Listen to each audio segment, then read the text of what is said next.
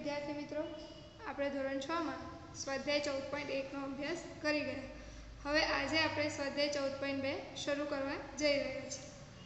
તો એમાં આપણને પ્રથમ પ્રશ્ન આપે છે કે માપપટ્ટીનો ઉપયોગ કરીને 7.3 સેમી લંબાઈનો રેખાખંડ દોરો.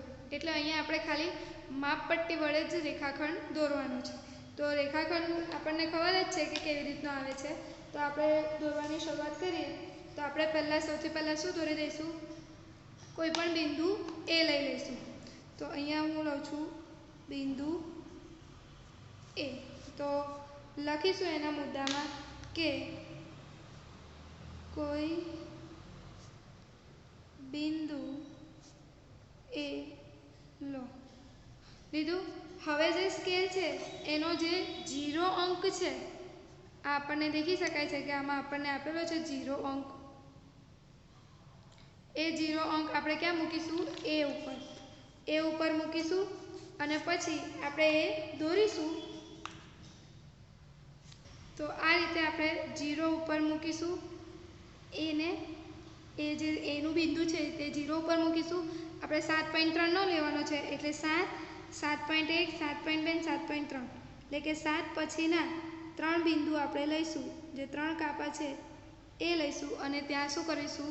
બિંદુ મેળવીશું અને એ બિંદુને આપણે બી નામ આપીશું. તો લખીશું કે માપપટ્ટીનો 0 અંક બિંદુ એ પર આવે તે રીતે ગોઠવ્યું. પછી શું કર્યું? તો માપપટ્ટીના જે છેડે 7.3 સેમી માપ આવ્યું ત્યાં બિંદુ બી મેળવ્યું. હવે આ બંને બિંદુ મેળવી દીધા છે. હવે આ બંને બિંદુઓને શું કરીશું? જોઈન્ટ કરીશું. તો જોઈન્ટ કરવાથી આપણને રેખાખંડ મળશે. તો એ અને બી એ બંને બિંદુને જોઈન્ટ કરીશું તો જે રેખાખંડ બનશે એ 7.3 સેમી લંબાઈનો હશે. તો લખીશું કે બિંદુ એ અને બીને જોડીને રેખાખંડ એ બી દોર્યું. તો લખીશું આમ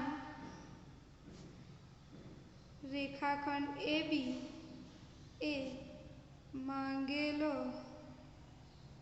7.3 સેમી લંબાઈનો રેખાખંડ છે. તો આ રીતે આપણે રેખાખંડ દોરી શકીએ છીએ. હવે આગળનો પ્રશ્ન છે એ જોઈશું. તો આગળના પ્રશ્નમાં આપણને કહ્યું છે કે માપપટ્ટી અને પરિકરના ઉપયોગથી 5.6 સેમી લંબાઈનો રેખાખંડ રચો. હવે અહીં આપણે પરિકરનો ઉપયોગ પણ કરવાનો છે. તો સૌથી પહેલાં એની માટે આપણે રેખા એલ દોરી દઈશું. ગમે તે માપની આપણે રેખા એલ દોરી શકીએ છીએ. તો દોરીશું રેખા એલ. મોટી જ દોરીશું જેથી આપણને જે માપ લેવાનું કીધું છે એ પરફેક્ટ આવી શકે. તો આ આપણે રેખા એલ દોરી. તો અહીંયા આપણે રચનાના મુદ્દામાં લખી શકીએ કે રેખા એલ દોરી. હવે એના ઉપર આપણે કોઈ પણ બિંદુ એ લઈ શકીએ છીએ. તો અહીંયા મેં બિંદુ એ લીધું. તો લખીશું કે રેખા એલ પર બિંદુ એ મેળવ્યું. હવે આપણને કેટલું માપ કીધું છે? 5.6 સેમી. તો આપણે જે પરિકર છે એના ઉપર સ્કેલની મદદથી 5.6 લઈશું. હવે આપણે 5.6 એટલે આ 5 છે, એના પછી મોટો કાપો છે એટલે 5.5 કહીશું અને એના પછીનો જે કાપો આવે છે એને 5.6 કહીશું.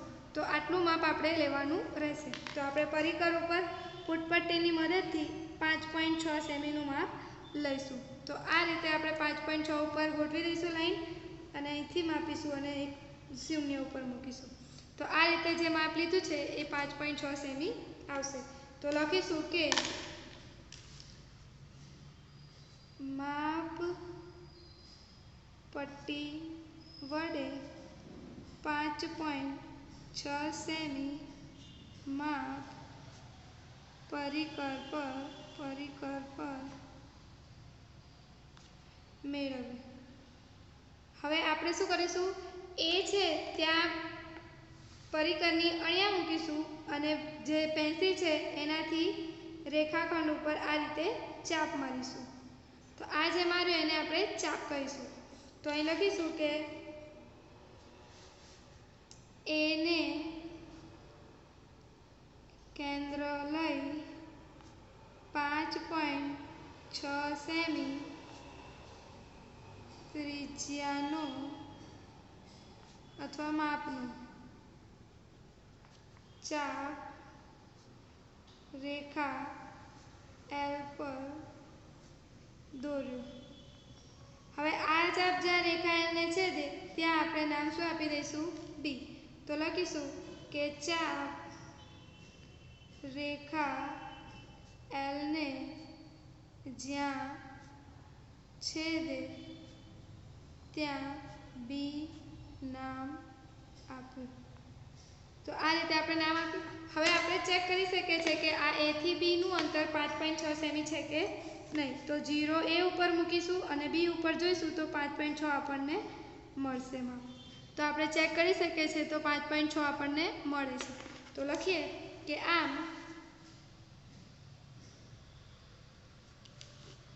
રેખાખંડ AB એ માંગેલો 5.6 સેમી લંબાઈનો રેખાખંડ છે. તો આ રીતે આપણે બીજો પ્રશ્ન છે એ પૂરો કર્યો. હવે ત્રીજો પ્રશ્ન જોઈશું. હવે આપણે આગળનો વાંચીએ પ્રશ્ન. તો એમાં કીધું છે 7.8 સેમીનો લંબાઈનો રેખાખંડ AB રચો.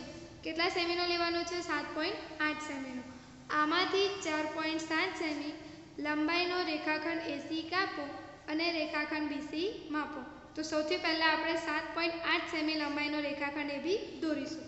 તો આપણે ડાયરેક્ટ પણ દોરી શકીએ છીએ અને આગળ જે રીતે કર્યું એ રીતે પણ આમાં કરી શકીએ છીએ. તો આપણે આગળ કર્યું એ રીતે કરીશું. કોઈ પણ રેખા L દોરીશું.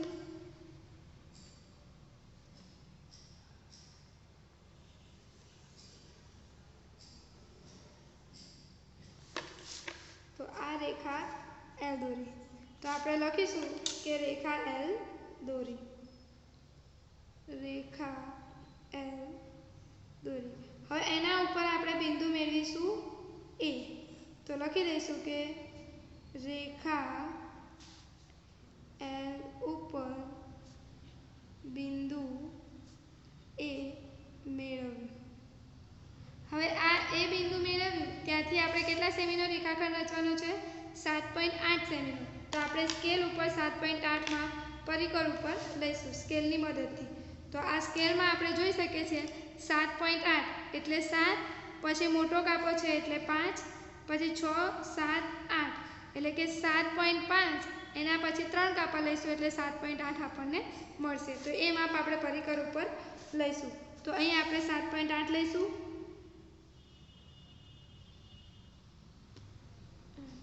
અને ત્યાંથી આપણે પરિકરને ખોલીશું 0 સુધી.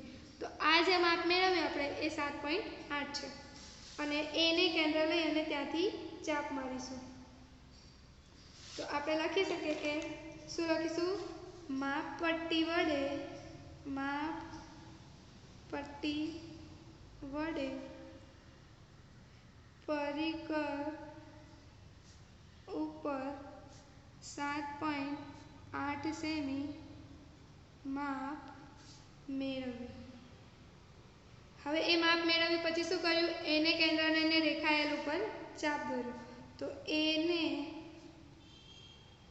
કેન્દ્ર લઈ પરિકર વડે 7.8 સેમી લંબાઈનો ચાપ માર્યું. હવે આ ચાપ જ્યાં છેદે છે ત્યાં આપણે શું નામ આપીશું? બી નામ આપીશું. તો લખીશું કે ચાપ રેખા એલને જ્યાં છેદે ત્યાં બી નામ આપ્યું. તો આ જે રેખાખંડ બન્યો એ થી બી સુધીનો, તો એ કેટલા સેમીનો હશે? 7.8 સેમીનો. આમ રેખાખંડ એ બી એ માંગેલો 7.8 સેમી લંબાઈનો રેખાખંડ છે. હવે આપણને શું કીધું છે? આમાંથી 4.7 સેમી લંબાઈનો રેખાખંડ એસી કાપો. હવે અહીંયા એસી કીધું છે એટલે આપણે એથી લઈશું કેટલા સેમીનું માપ લઈશું? 4.7 સેમીનું. તો ફરીથી આપણે પરિકર ઉપર માપ લઈશું ફૂટપટ્ટીની મદદથી 4.7 એટલે 4, પછી મોટો કાપો એટલે 5, અને એના પછી 6, અને એના પછી 7, એટલે કે 4 થી 7મા નંબરનો કાપો અને 4.5 થી બીજા નંબરનો કાપો, એટલું માપ આપણે લઈશું. તો આ રીતે આપણે 4.5, 6 અને 7 એ લીધું. અહીંથી આપણે પરિકરને બંધ કરીશું. તો 0 ઉપર મૂકીશું તો આપણને આટલું માપ મળશે. તો એને કેન્દ્ર લઈ અને ત્યાંથી ચાપ મળીશું. અહીં આપણને એ નામ આપ્યું છે એટલે એને કેન્દ્ર લઈને આપીશું નામ. તો આ દોરી દીધું. તો આપણે લખીશું જે કર્યું એ કે માપ પટ્ટી વડે પરિકર ઉપર 4.7 સેમી માપ મેળવ્યું. હવે શું કર્યું હતું? એને કેન્દ્ર લઈ પરિકર વડે 4.7 સેમી લંબાઈનો ચાપ રેખાખંડ AB પર માર્યું. હવે આ ચાપ જ્યાં છેદ્યું ત્યાં આપણે નામ આપીશું સી. તો લખીશું કે ચાપ રેખાખંડ AB ને જ્યાં છેદે ત્યાં સી નામ આપ્યું. પછી શું કર્યું? આમ રેખાખંડ એસી એ આપણને કીધો છે 4.7 સેમીનો તૈયાર છે. આમ રેખાખંડ એસી એ માંગેલો 4.7 સેમી લંબાઈનો રેખાખંડ છે. તો દોરી દીધું. હવે આપણને કીધું છે કે બીસીનું માપ શોધો. તો આપણે ફૂટપટ્ટીની મદદથી બીસીનું માપ શોધીશું. તો 0 બી ઉપર મૂકીશું અને સી ઉપર મૂકીશું અને બીનું માપ ચેક કરીશું. તો 3 પછી આપણે જોઈ શકીએ છીએ કે એક લાઈન ઉપર આવે છે, એનો મતલબ 3.1 સેમી હશે. તો અહીં લખી શકીએ કે રેખાખંડ બીસીનું માપ 3.1 સેમી છે. આપણે ચેક કરવું હોય તો આપણે ચેક કરી શકીએ છીએ. આ આખું માપ છે એ બી, એમાંથી આપણે એસીમાં બાદ કરીશું તો આપણને બીસીનું માપ મળશે. તો બીસીનું માપ આપણે શોધવું હોય તો આપણે લખી શકીએ કે રેખાખંડ બીસી બરાબર આખો રેખાખંડ એ બી છે, એમાંથી આપણે રેખાખંડ એસી બાદ કરીશું. તો રેખાખંડ એ બી આપણને ખબર છે 7.8 સેમીનો છે અને રેખાખંડ એસી 4.7 સેમીનો છે. તો રેખાખંડ બીસીનું માપ આપણે જોઈ શકીએ. 8માંથી 7 જાય તો 1, 7માંથી 4 જાય તો 3, એટલે 3.1 સેમી. એટલે કે આપણે જે અહીંયા દોર્યું છે એ આપણું પરફેક્ટ માપ છે. આપણે ફૂટપટ્ટીની મદદથી પણ માપી જોયું કે 0 ઉપર મૂક્યું અને જે બી છે ત્યાં આપણે ચેક કરીએ તો 3ની ઉપર એક કાપો આવે છે એટલે 3.1 આપણું પરફેક્ટ જવાબ આવી જાય છે. અને ગણતરીની મદદથી કરીએ તો પણ ગણતરીમાં પણ 3.1 જવાબ આવે છે. એટલે આપણે જે આ રેખાખંડ રચ્યો છે એ રેખાખંડ એકદમ પરફેક્ટ છે. તો આ રીતે અહીંયા 3 પ્રશ્નો પૂરા કરે છે. અને આમાં કોઈ વાત ના સમજાય તો તમે પૂછી શકો છો. હવે મળીશું તો ત્યારે આપણે આગળના પ્રશ્નો જોઈશું. નમસ્તે.